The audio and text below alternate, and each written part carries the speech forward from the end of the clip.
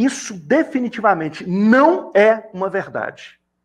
O digital veio para somar a experiência do consumidor.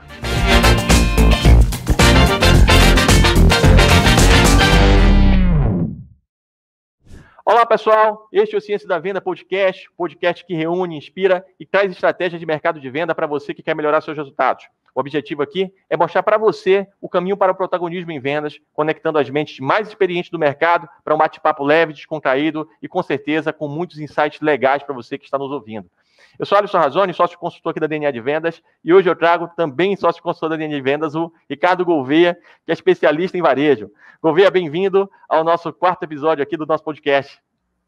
Alisson, meu amigo, é um prazer estar aqui com você. Eu confesso que eu estava ansioso aguardando por esse convite.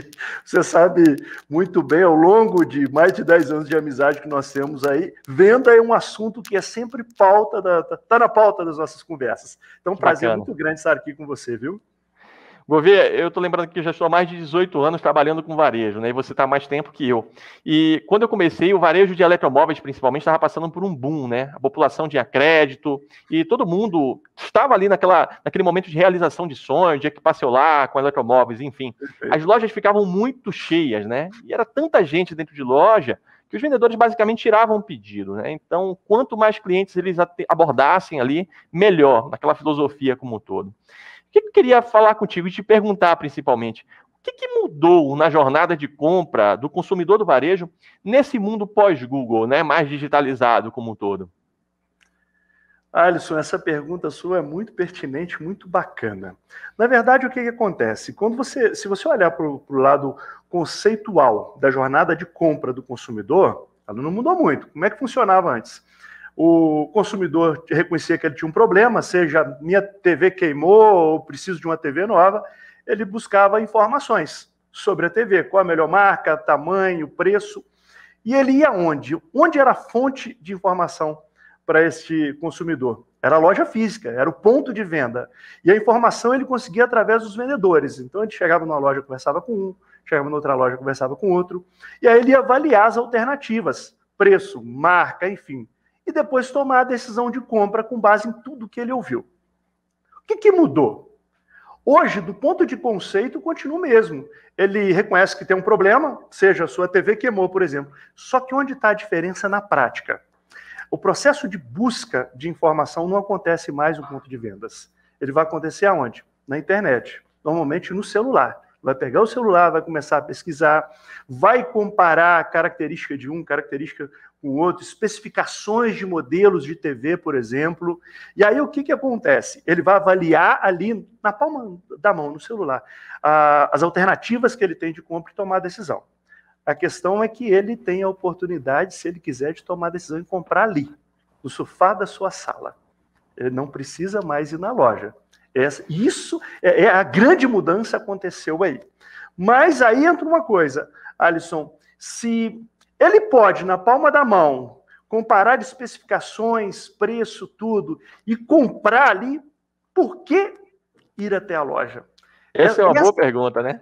Por que eu vou para a loja hoje se eu posso fazer tudo ali, né? Um processo muito mais simplificado, já finalizar aquele processo pelo mesmo caminho que eu iniciei, inclusive, que está na palma da minha mão, seja meu celular, ou seja um tablet, ou seja um computador. Por que eu vou para a loja, Gouveia, nos dias de hoje, sendo que eu tenho um YouTube que pode passar aí uma série de informações com reviews, né, com tutoriais demonstrando. O que faz a pessoa ainda ir para lá? Só uma coisa que eu queria só reforçar aqui antes, Alisson, muito boa a sua pergunta. É o seguinte, é que se hoje o lojista, quem tem a sua loja, se ele não está na internet ali, naquele processo de filtro, Alisson, ele simplesmente vai ser descartado. Um outro ponto que chamou muita atenção é a concorrência antes ela se dava por questões geográficas. Uma loja de eletrodoméstico, uma loja de material de construção, quem que era o concorrente? As pessoas da cidade. Hoje você pode estar lá, eu, por exemplo, que sou mineiro, se você está lá no interior de Minas, ou está lá no interior de qualquer outro estado aí, você precisou comprar uma torneira para a tua cuba, por exemplo. Você pode comprar na loja de material na sua cidade, material de construção, ou você pode comprar de qualquer canto do Brasil, ou que sabe até da China. Então, por que ir até a loja se o cliente tem toda essa praticidade? Primeiro, pessoas que vão até a loja, eles valorizam a experiência física. A experiência física é uma experiência que ela trabalha muito lá do aspecto emocional da coisa, porque é onde o cliente tem a oportunidade de ver, tocar, sentir. Isso no processo é muito bacana. Mas a pergunta é, será que hoje o lojista ele está preparado para ter relevância na vida desse cliente? De modo que ele queira ir até a loja, queira se relacionar fisicamente? Esse é um desafio que nem todos hoje, eu digo que a maioria não está preparado para passar por esse tipo de coisa. E aí, o que foi uma mudança muito drástica, o Alisson? A verdade é que nós dormimos analógicos e acordamos digitais. Principalmente com essa pandemia aqui. Até então, a receita dos 4Ps de Kotler funcionava muito bem. Sabe, aquela coisa de ter um bom produto, um preço justo, uma boa comunicação, um ponto de venda legal, funcionava. Só que funcionava num tempo em que o cliente ia até o varejo, ele ia até a loja. Hoje, o varejo precisa ir até o cliente. O caminho inverteu, aí que está o grande desafio. E quem não souber se adaptar, infelizmente, vai ter dificuldade para vender. Eu vejo, Gouveia, que ele precisa, de certa forma, os 4Ps estão aí, né? Só que ao invés de ser uma loja física, ele precisa estar bem localizado agora no meio digital, né? Ele precisa estar bem localizado no Google, ele precisa estar bem localizado nos portais de buscas ali que o consumidor utiliza, né, para procurar mais informações como um todo.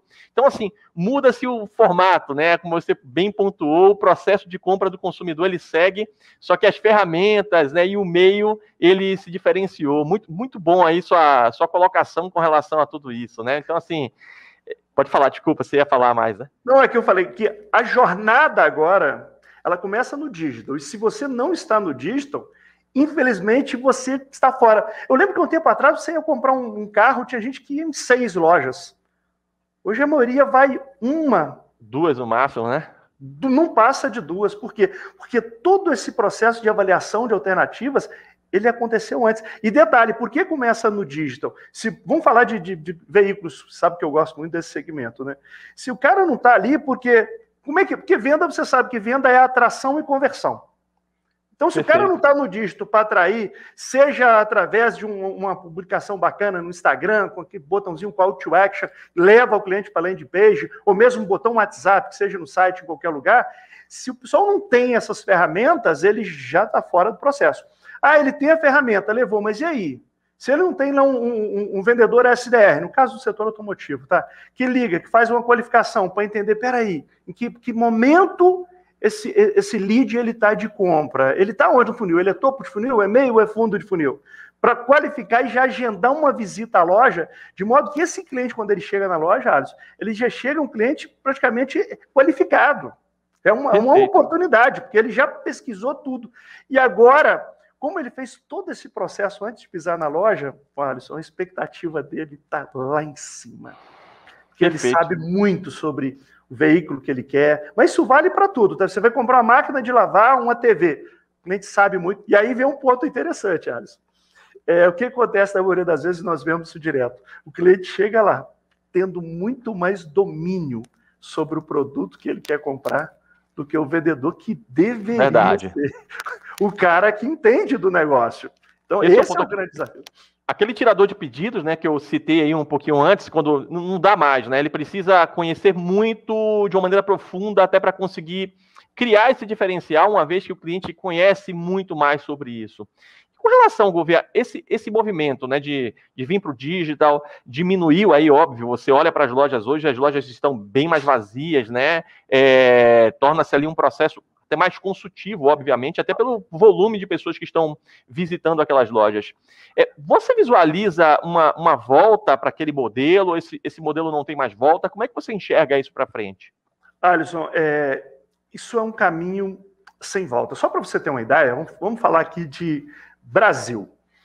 Ano passado, no auge, aí, no pico da pandemia, entre abril e junho, 5.700.000 pessoas fizeram a sua primeira compra pela internet, a sua primeira experiência digital. O que era muito comum isso aí, Alisson? O nativo digital.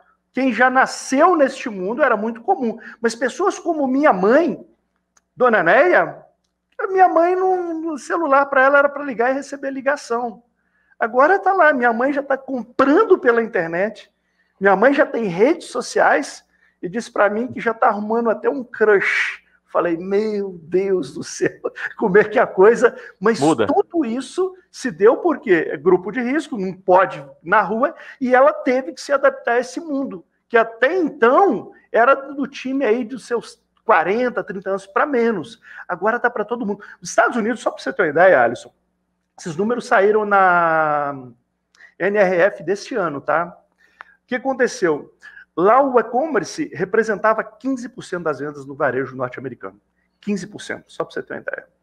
Com a pandemia, esse número já está em 50%. Nossa. Olha, 50%. Para ter uma ideia, como ele estava em 15%, a meta era ter um share de 30% até 2030. E nós tivemos que chegar a 50% ano passado mesmo. Então, é um caminho sem volta. Não tem esse cliente que experimentou o dígito, o conhecimento, aprendeu a navegar, a pesquisar, a buscar informações. Cara, não tem como voltar. E é visível que toda a estrutura também tem se preparado para isso, que favorece ainda mais esse movimento, né? Assim, as estruturas logísticas, você vê não somente as transportadoras, né, os próprios correios, adotando até tecnologia distinta para fazer separação de produtos cada vez menores, entre outros aspectos, pelo aumento de venda de celulares e outros produtos menores, mas as próprias empresas fazendo também investimento dentro disso. Se pega o Magazine Luiza, que foi um dos grandes crescimentos aí desse ano, né, montou aí toda uma estrutura logística própria também para conseguir atender isso. Você pega o Mercado Livre, comprando inclusive aviões para poder acelerar o processo, né, de um estado para o outro e tal. Então tem um movimento muito grande realmente que fortalece, que tendencia cada vez mais né, esse caminho sem volta. Mas sendo isso uma realidade hoje, Gouveia, como você colocou, que era algo que se pretendia para 2030 e já é uma realidade hoje, como é que fica, né, as lojas físicas? Então, qual seria o futuro aí dessas lojas físicas? Tá, vamos lá. Alisson, a verdade é o seguinte, que muita gente pensa que o digital veio para concorrer ou substituir. Isso definitivamente não é uma verdade. O digital veio para somar a experiência do consumidor, que hoje a experiência começa no digital. Então, ele veio para complementar. E aí, várias formas de complementar. Uma delas, eu acabei de citar um exemplo aí do segmento automotivo, que a venda começa lá no site, no Instagram, enfim, no landing page da empresa lá. Mas não é só isso, até dentro do próprio PDV. Eu gosto, por exemplo, a Sephora, por exemplo. Ela tem um exemplo muito legal. Eles criaram um aplicativo interativo que permite as pessoas testarem a maquiagem. Olha que legal. Olha que legal. Receberem sugestões através da câmera do smartphone. Então, ela testa a maquiagem, ela faz tudo via câmera do smartphone. Então, perceba como que enriqueceu a experiência do consumidor. E parece clichê, né, Alisson? A gente fica falando de experiência. Mas, cara, é isso. Se a experiência não for relevante, não tem por que eu me relacionar com a marca, não tem por que eu me deslocar, gastar tempo, combustível para ir até uma loja, um shopping, se a experiência online for melhor. Então, mas aí que está. A empresa que consegue juntar tudo que o digital traz, através da tecnologia, e mais tudo aquilo que o físico pode trazer através de uma experiência emocional, que eu disse do tocar, do cheirar, tudo isso faz toda a diferença. A tendência para frente aí, cara, a empresa ela vai precisar ser high-tech e high-touch, vai ter que ter os dois, ok? E aí tem um detalhe que vai mudar, né? Antes tinha aquela coisa de o empresário pensava assim, o foco é o que eu quero vender. Então o foco era no produto. Hoje não. O foco hoje em dia precisa ser na experiência do cliente, pensar o seguinte, como eu posso facilitar a experiência do meu cliente? Alisson, um exemplo que eu gosto de te dar é o seguinte, você lembra como é que era pegar um táxi antigamente? Sim. Você chamava, o táxi não vinha, você perdia um voo, para pagar o cara não tinha troco, não tinha cartão. Era difícil até a questão de aplicativo, né? Quando você não tinha que ir na mão realmente. Na nossa vida executiva ainda tinha ali os pontos com seus telefones, você conseguia ter um contato, mas ainda assim corria-se muito risco, você tinha a limitação, inclusive física, né? Daquele espaço, daquele ponto que você se comunicava, ou você tinha que ir para as poucas empresas que ofereciam uma quantidade, né, de veículos maior, mas cobrava bem mais por isso também, né? O que o Uber fez na prática, Uber, 99, tudo isso aí, é facilitar a experiência do consumidor. Basicamente, e o que o iFood faz, Alisson? O que várias outras empresas fazem? Por que crescem? Por que são referência? Por quê? Foco deles, facilitar o máximo a experiência de consumo, de modo que o consumidor tenha um mínimo de esforço possível para conseguir o que ele deseja. E no final, né, governo, é uma intermediação, é facilitar o processo de intermediação, ligar a indústria ao consumidor, né? Ao ponto final ali dessa jornada como um todo. Perfeito, muito bacana, e a gente sente muito isso como exemplos dados aí na prática, efetivamente. E hoje eu percebo que o intermediário que não agrega valor, que eu acho que essa é a grande posição dele agora, né? Ele é um intermediário que ele não facilita a vida do cliente, que ele não pensa no cliente, que ele não agrega valor no processo, ele é facilmente descartado por uma tecnologia simples e pura, né? Que vai fazer... Você não tem relevância para o cliente, você está fora, Alisson. Essa é a verdade. Eu vejo isso até em mercados um pouco mais complexos. Você pega o mercado imobiliário hoje, o surgimento de aplicativos como o próprio Quinto Andar, como o Loft, como a House, né? Que intermedia isso, facilita o processo e você gera realmente ali uma competição, principalmente para aquelas pessoas que não agregam valor nesse processo, né? Então não é que ele acaba, ele, pelo contrário, ele está ajudando a tomada de decisão, mas se você não agrega valor no seu contato pessoal, você realmente começa a ficar com a sua posição bem comprometida. E, Gouveia, a gente falou de produto agora aí, mas quando se trata de serviço, né, é um pouco diferente essa visão. Como é que a gente fideliza o cliente num cenário como esse, vendendo serviço? Tá, aqui, Alisson, eu acho que nós temos que fazer abrir uma aspa, abrir um parêntese aqui. Por quê? As pessoas confundem muito essa questão de fidelidade. Existe a fidelidade reativa e a lealdade ativa. São coisas bem diferentes. A fidelidade reativa, ela exige um estímulo, ela exige uma contrapartida. Seja a mais famosa de todas é desconto, você sabe, mas pode ser cashback, pode ser programas de fidelidade com pontuação. Mas a questão, quando que eu sei que é uma fidelidade reativa? Se eu tirar o estímulo, o cliente não compra comigo, o cliente não volta. Ok? Um exemplo disso são as barbearias. Né? É muito comum barbearia você ganhar aquele cartãozinho que a cada vez que você faz um procedimento no barbershop, você marca e quando tem 10 você ganha um procedimento, seja uma barba, um cabelo, enfim, isso aí é fidelidade reativa. E a lealdade ativa, Alisson, ela não depende de um artifício, ela se constrói pela própria experiência. Um exemplo que eu gosto quando falo em serviços é a barbearia. Como que ela mudou, principalmente aqui em São Paulo, nos últimos tempos, né? Antigamente era padrão, você chegava, tinha os tiozinhos lá que cortavam o cabelo, a fila de gente, aquela loucura, ficava 2 horas esperando. Hoje você chega, onde eu gosto de cortar meu cabelo, você chega, tem sinuca, tem dardo, tem videogame que os meus meninos gostam, tem café expresso, tem cerveja artesanal. O Alisson, hoje eu digo que eles fazem tanta coisa que eles até cortam o cabelo e fazem barba. Tem chopp de primeira, só que olha qual que é o detalhe. Antes, se eu chegasse, eu tinha dificuldade de cortar. Ou se eu ligasse, demorava para atender, aquela loucura. Hoje o pessoal tem um aplicativo, eu entro lá, olho a agenda, escolho o profissional que eu quero, vejo a agenda dele, já travo a agenda com horário para mim. Então, olha quanta praticidade. Mas veja bem, todos eles trabalham essa coisa da fidelidade reativa.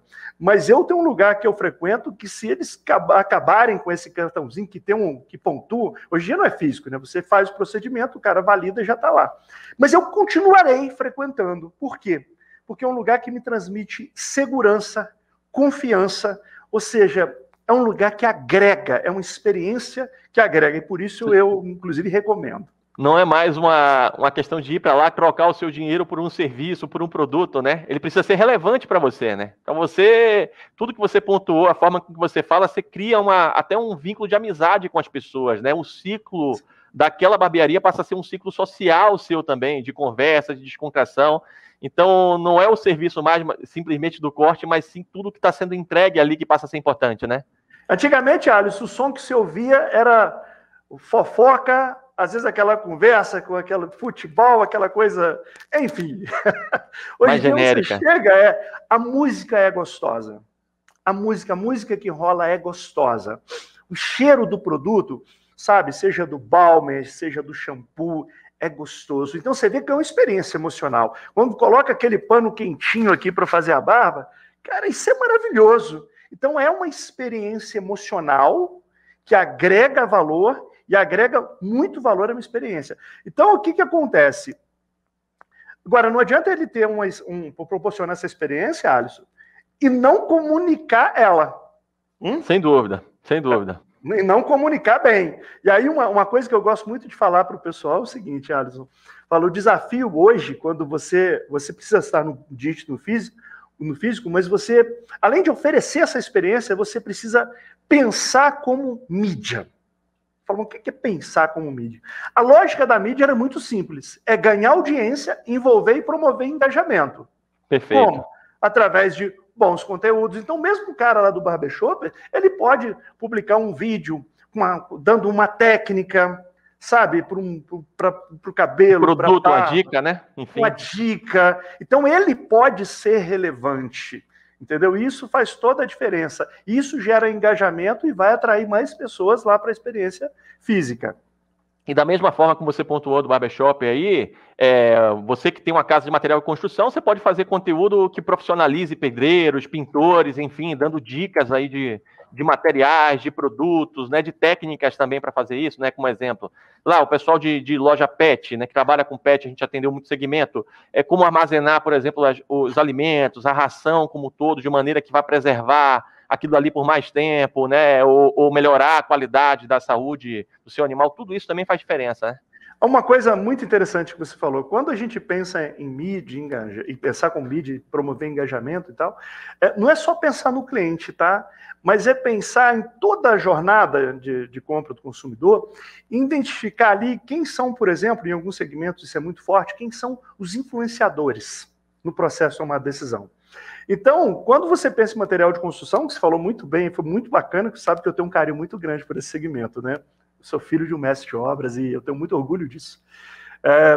Quando você pensa nisso aí, você tem lá um especificador, que é um arquiteto e tal, mas a verdade é que classe média para baixo, às vezes, não vai ter essa possibilidade de estar construindo e reformando e contratar um arquiteto. Então, normalmente, quem é o influenciador? O influenciador, na hora da pintura, vai ser quem? O pintor.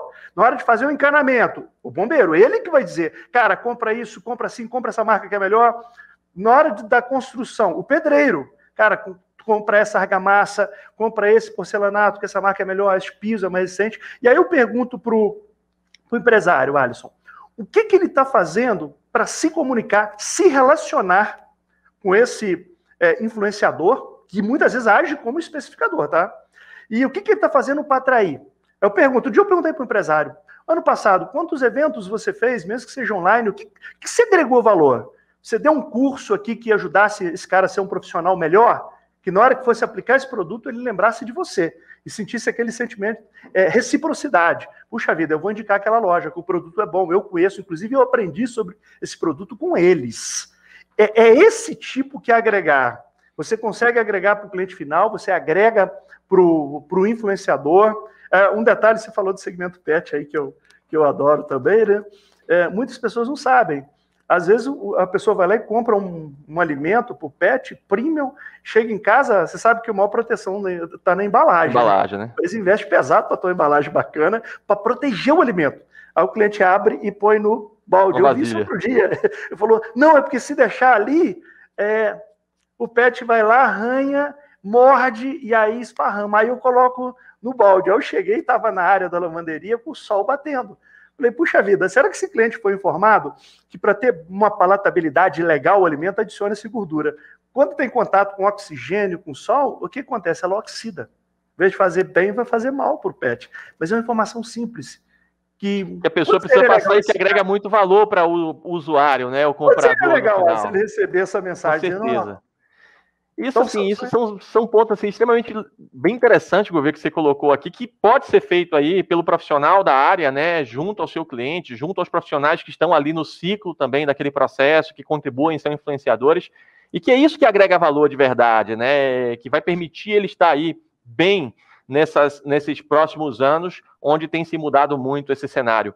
Aproveitando isso, Gouveia, o que você enxerga aí de tendências, né? Assim, olhando em 2021, de tudo que passou aí com pandemia, que aconteceu no ano passado, que a gente ainda tem sofrido aí impactos, como é que você olha para frente agora? O que você diria para as pessoas?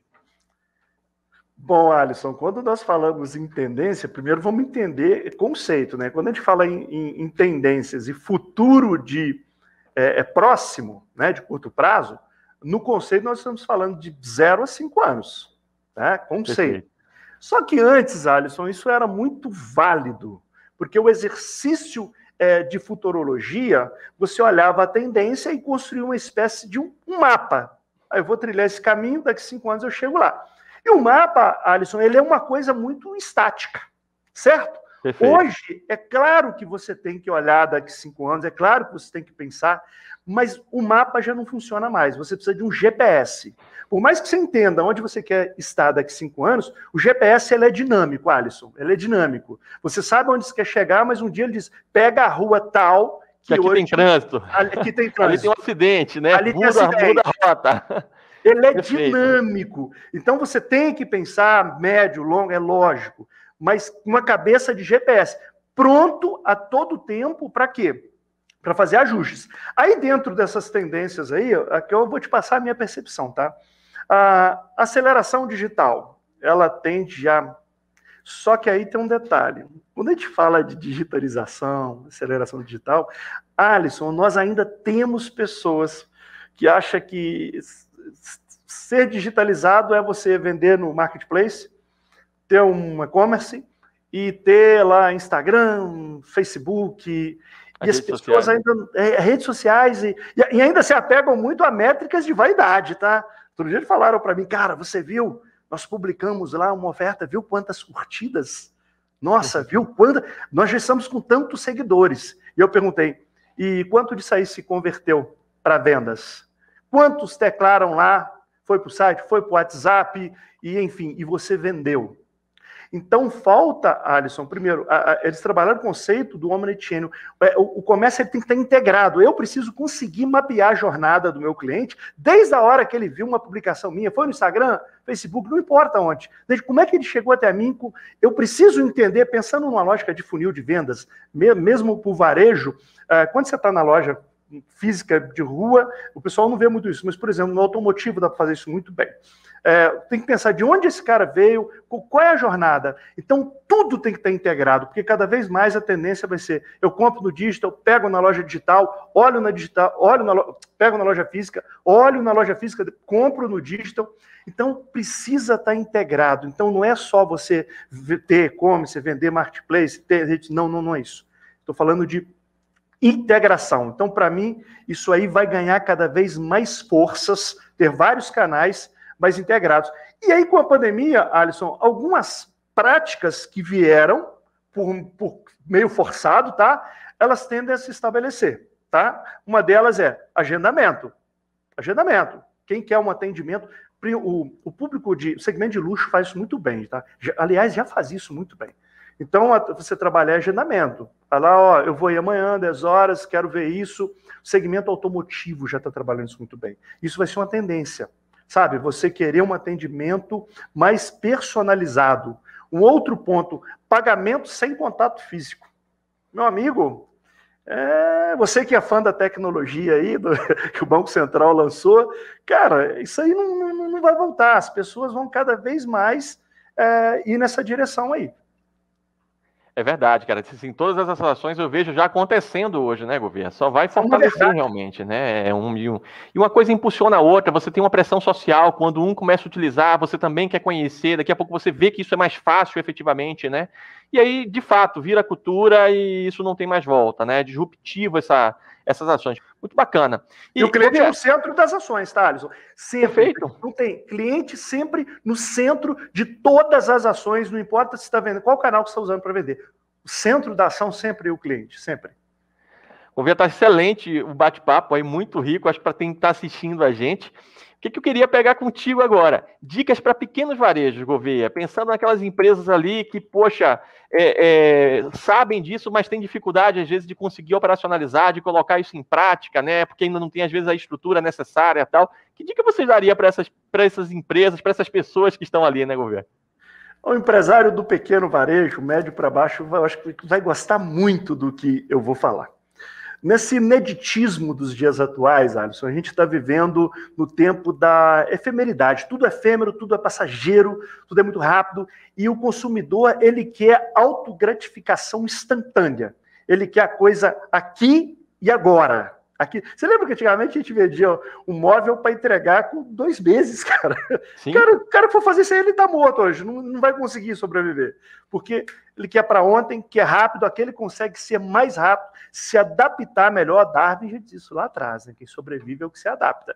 E aí, nessa dinâmica, é onde o mais ágil, e eu estou falando ágil em tudo, na entrega, consegue ter uma relação mais individualizada, ele tende, tanto no high-tech quanto no high-touch, ele tende a levar vantagem.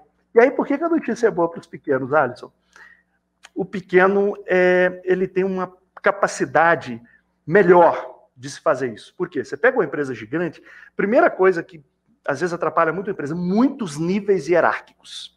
Né? Nós, por exemplo, vamos falar nós como consultoria, quando nós atendemos uma empresa pequena, nós falamos com o dono.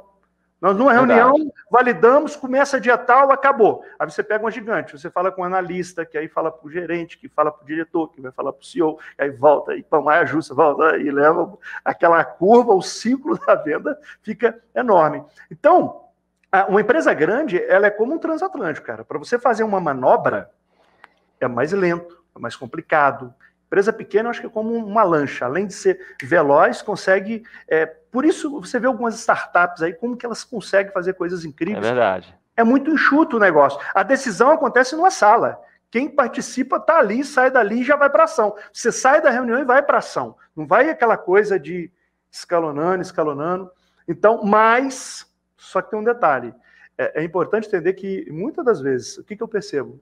Que o grande limitador da empresa, às vezes a pequena, é as crenças limitantes do próprio empresário. Eu falo o seguinte, Alisson, o sucesso é maravilhoso, todos gostamos de ter sucesso, mas o sucesso, muitas vezes, quando você acerta durante um bom tempo, você acredita que aquele ali é o caminho, e é só ir aquilo ali. O problema é que o mundo mudou. O mundo mudou. Então, o caminho que te trouxe até aqui, parabéns, mérito teu, mas se você quiser chegar lá na frente daqui 5 anos, você vai ter que se adaptar. Vai ter. Tem empresários, o segmento pet, eu já ouvi muito isso, né? Cara, eu não trabalho muito esse negócio de redes sociais, porque eu não curto muito. Eu até falei para o empresário um dia, eu falei, se você não curte, não gosta de rede social, não gosta de interagir, talvez você não precise nem ter a tua rede social. Mas não confunda isso com a tua empresa. A tua empresa é uma outra coisa. A tua empresa tem que estar lá, tem que se relacionar, tem que ter um canal de vendas por ali, tem que interagir com o cliente, ela tem que entender o que esse cliente espera, qual o comportamento dele. Então não dá para confundir o PJ com o PF. Não dá. Perfeito. Perfeito, muito bem. Gouveia, e último ponto aqui, né? Tem alguns pontos de atenção que valem a pena falar para o público aí ficar esperto, ligado, né, para não falhar nesse processo? Tem, Alisson. A primeira coisa é o seguinte, quando eu acabei de fazer esse comentário aí, né, e tem uma coisa que eu gosto de falar aqui, muitas vezes a empresa, o dono, o empresário, o fundador, ele tem uma relação muito emotiva com a empresa. É uma relação de pai para filho. Verdade. Né? E nada gera mais miopia do que o amor. O amor, a paixão, ele traz apego e junto com isso ele traz o quê? A miopia. Junto com a miopia e esse apego, você tem um retardo no agir. Quando você vê o teu concorrente já está lá na frente e você ainda está cochilando. Isso é um ponto de atenção muito grande. Outro ponto é que tem muita gente que ainda acha que a questão é preço, Alisson. Acha que a questão é preço. Tem uma pesquisa muito interessante aí que a Kantar World Panel ela fez dizendo o seguinte, cara, que em alguns segmentos aí, o que o cliente valoriza? Comodidade. Comodidade. Praticidade. E aí fala, e preço? Preço vem em quinto. E por que eu estou falando? Só que não basta entender isso de comodidade. O empresário tem que fazer uma avaliação, uma SWOT honesta da sua empresa. Eu, por exemplo, já participei de reunião que o diretor disse para mim, cara, o nosso diferencial lá na cidade, até uma empresa do segmento que eu gosto muito de atender, ele disse, Nosso diferencial lá é que a nossa loja, ela tem 5 vagas de estacionamento na porta para oferecer comodidade para os nossos clientes. E o concorrente não tem. Quem quiser tem que usar a vaga do supermercado que está ao lado. Só o detalhe, quando eu cheguei para visitar a loja, todas as vagas ocupadas. Eu falei, nossa, cadê o cliente? Tá vaga cheia, achei que a loja estaria cheia. Não, um carro é meu e o resto é do time. Ou seja, comodidade para a equipe, que chegava, estacionava. O concorrente não tinha estacionamento, só que o estacionamento do mercado ao lado não era pago. Não era pago, e é gigante. O cara deixava o carro no mercado e ia na loja dele. Então, é esse tipo de miopia que atrapalha. Então, tem uma visão... Quando você entende isso, você desvia um pouquinho dessa questão de preço. Além do mais, vai ter outros pontos aí que é importante, como, mais do que nunca, você ter um controle do fluxo de caixa, ou seja, aprender a trabalhar com produtos que dão um retorno bacana, trabalhar muito essa questão do ticket médio e, principalmente, a execução lá na ponta no PDV, Alisson. A execução tem que estar... Isso é fundamental, faz toda a diferença. Se você não está com uma loja preparada, bonita, atraente... eu falo que uma loja legal, quando a pessoa passa em frente, seja uma loja de shopping, uma loja de rua, você sente desejo de entrar. Nem que seja curiosidade. Você fala, cara, eu quero entrar ali, inaugurar uma loja, parece bonita, parece... Então, tem que ser atraente. É o que nós falamos em palestras, né? Falo que uma loja bacana, um varejo bacana, ele tem brilho e verdade. O brilho é a capacidade de atrair. Seja no digital, quando você coloca uma peça bacana, tem uma página legal, etc. Uma fachada, seja no físico, uma fachada de loja legal, uma apresentação legal. E verdade é a capacidade de entregar. Eu falo que a atração fala assim, vem que vai ser legal. A verdade é o cumprimento dessa promessa. Precisa ser legal. Precisa superar a expectativa, senão uma coisa não acontece. Essa é a percepção que eu tenho. Acho que é isso. Acho que preço ele se torna principal quando você não cria diferencial, né? E quando o cliente não percebe e valoriza esse diferencial. Quando você tem um diferencial que é percebido e valorizado, o preço de fato fica em segundo plano. Gouveia, queria agradecer muito, muito essa conversa, tá? Foi, eu acho que, muito rica a troca aqui de informações e tudo que você trouxe, histórias e situações. Acho que foi de grande valia aí para todos que estão ouvindo. Bom, obrigado por acompanhar o Ciência da Venda Podcast. Lembrando que este é um programa semanal. Estaremos aqui todos os domingos. Estamos nas principais plataformas de stream de áudio e, além disso, estamos também no YouTube, no youtube.com/DNA de Vendas. Se você quiser acompanhar o vídeo na íntegra, lá também teremos cortes do podcast e outros conteúdos para você se aprofundar ainda mais em vendas. Muito obrigado e até a próxima.